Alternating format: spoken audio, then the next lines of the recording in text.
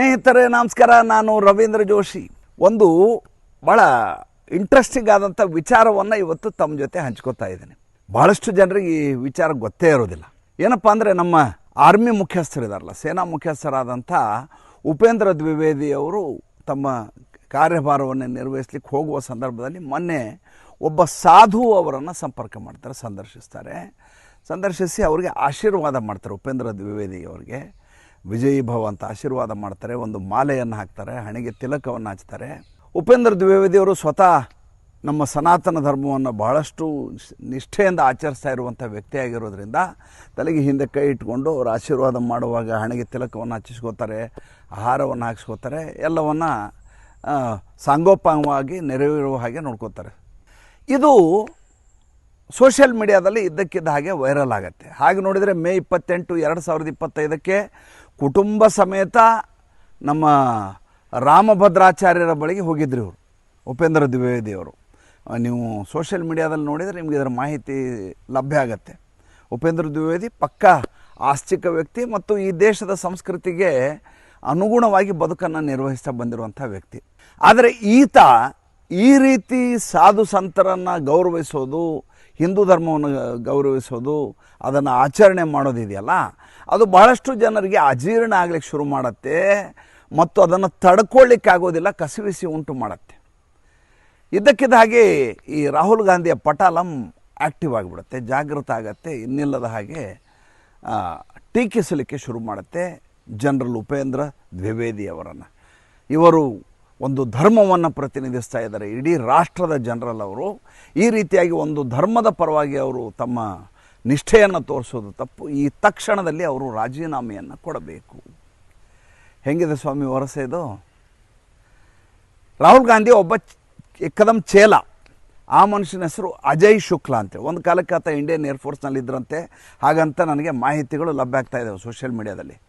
ಆತ ಯಾವ ಮಟ್ಟಿಗೆ ಕಠೋರವಾಗಿ ಟ್ವೀಟ್ ಮಾಡಲಿಕ್ಕೆ ಶುರು ಮಾಡ್ತಾರೆ ಅಂದರೆ, ಆತನ ಎಕ್ಸ್ ಅಕೌಂಟ್ ಇದೆಯಲ್ಲ, ಆ ಎಕ್ಸ್ ಅಕೌಂಟ್ನಲ್ಲಿ ಅಜಯ್ ಶುಕ್ಲಾ ಹೆಸರು ಕೆಳಗಡೆ ಅದನ್ನು ಉರ್ದುದಲ್ಲಿ ಬರೆಯಲಾಗಿದೆ.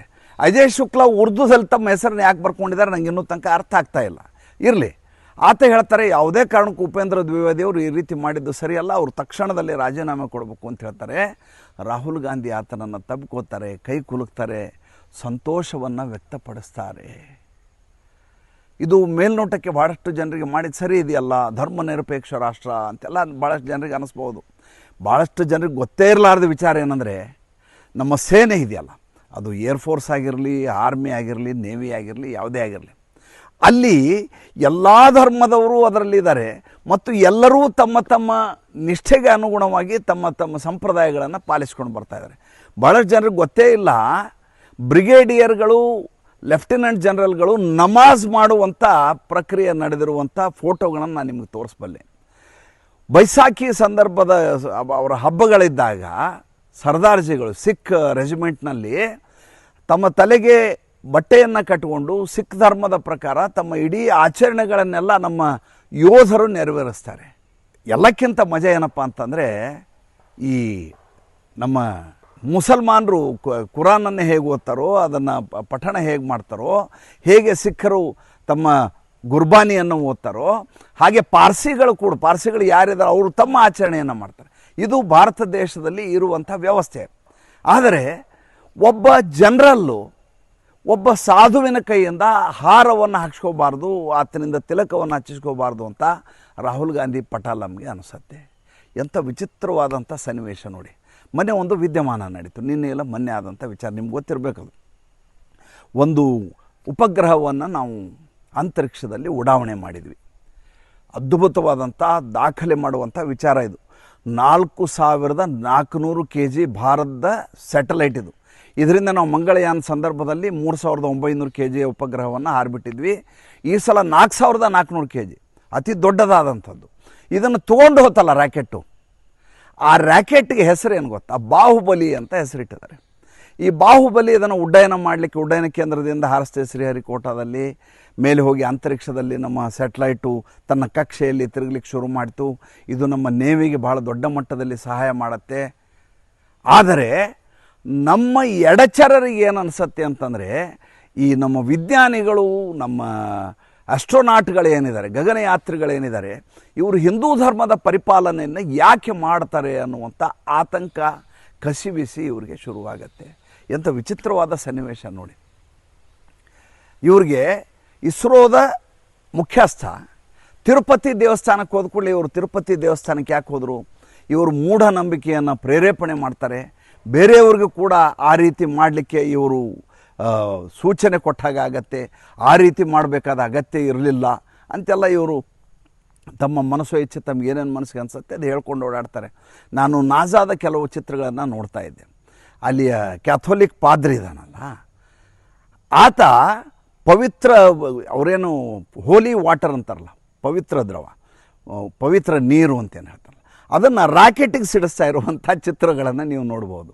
ಅಷ್ಟೇ ಅಲ್ಲ, ಯಾವ ಆಸ್ಟ್ರೋನಾಟ್ ಹೋಗ್ತಾರಲ್ಲ ಗಗನಯಾತ್ರಿಗಳು, ಅವರಿಗೆ ಇವರು ಆಶೀರ್ವಾದ ಮಾಡ್ತಾ ಇರ್ತಾರೆ. ಅವ್ರ ತಲೆಬಾಗಿ ಆಶೀರ್ವಾದವನ್ನು ಸ್ವೀಕರಿಸ್ತಾ ಇರ್ತಾರೆ. ಅವ್ರ ಮೇಲೆ ಹೋಲಿ ವಾಟರ್ನ ಪ್ರೋಕ್ಷಣೆ ಮಾಡುವಂಥ ದೃಶ್ಯಗಳನ್ನು ನೀವು ನಾಸಾದಲ್ಲಿ ನೋಡ್ಬೋದು. ಅಂದರೆ ಯಾವ ನಾಸಾ ತನ್ನ ವಿಜ್ಞಾನಿಗಳಿಗೆ ಸುರಕ್ಷಿತವಾಗಿ ನಿಮ್ಮ ಕೆಲಸಗಳು ನಿರ್ವಹಿಸಿ ಅಂತ ಚರ್ಚ್ಗಳ ಮೂಲಕ, ಪಾದ್ರಿ ಮೂಲಕ, ಕ್ಯಾಥೋಲಿಕ್ ಪ್ರೀಸ್ಟ್ಗಳ ಮೂಲಕ ಮಾಡಿಸತ್ತೋ ಅದು ಇವರಿಗೆ ತಪ್ಪು ಅಂತ ಕಾಣೋದಿಲ್ಲ. ಭಾರತ ದೇಶದ ಪರಮಶಿವನ್ನು ತಿರುಪತಿ ದೇವಸ್ಥಾನಕ್ಕೆ ಹೋದರೆ ಅಥವಾ ಇನ್ಯಾವುದೋ ದೇವಸ್ಥಾನಕ್ಕೆ ಹೋದರೆ ಇವ್ರಿಗೆ ಇನ್ನಿಲ್ಲದ ಹಾಗೆ ಕಸಿವಿಸಿ ಶುರುವಾಗತ್ತೆ.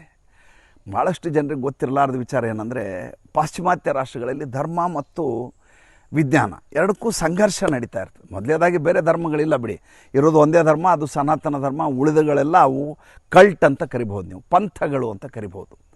ಯಾಕೆಂದರೆ ಅದನ್ನು ಒಬ್ಬನೇ ವ್ಯಕ್ತಿ ಪ್ರತಿಷ್ಠಾಪನೆ ಮಾಡಿರ್ತಾರೆ ಮತ್ತು ಅದಕ್ಕೆ ಒಂದೇ ಒಂದು ಪುಸ್ತಕ ಇರುತ್ತೆ. ಆ ಪುಸ್ತಕದಲ್ಲಿ ಏನು ಬರೆದಿರ್ತಾರೆ ಅದನ್ನೇ ನೀವು ಅಕ್ಷರಶಃ ನೋಡಬೇಕು.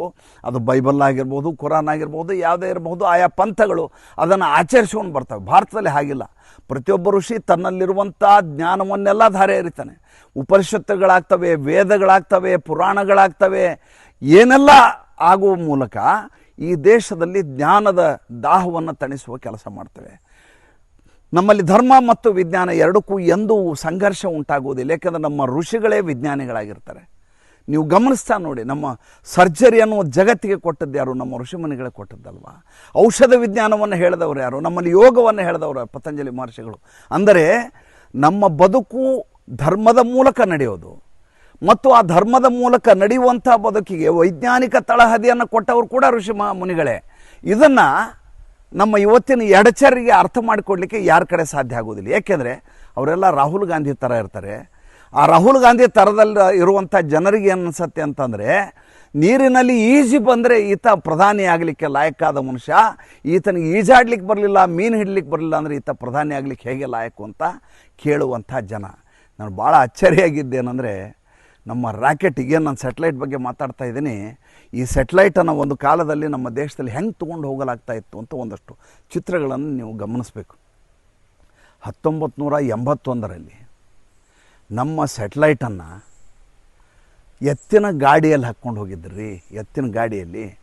ಇದು ಯಾವುದು ಉತ್ಪ್ರೇಕ್ಷೆ ಅಲ್ಲ, ಸುಳ್ಳಲ್ಲ. ನೀವು ಬೇಕಾದರೆ ಗೂಗಲಲ್ಲಿ ಹೋಗಿ ಪರಿವೀಕ್ಷಣೆ ಮಾಡ್ಕೊಂಡು ನೋಡಿ, ಖಚಿತಪಡಿಸ್ಕೊಳ್ಳಿ.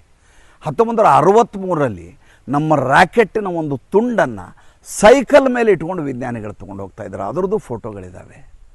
ದುರಂತ ಏನು ಗೊತ್ತಾ?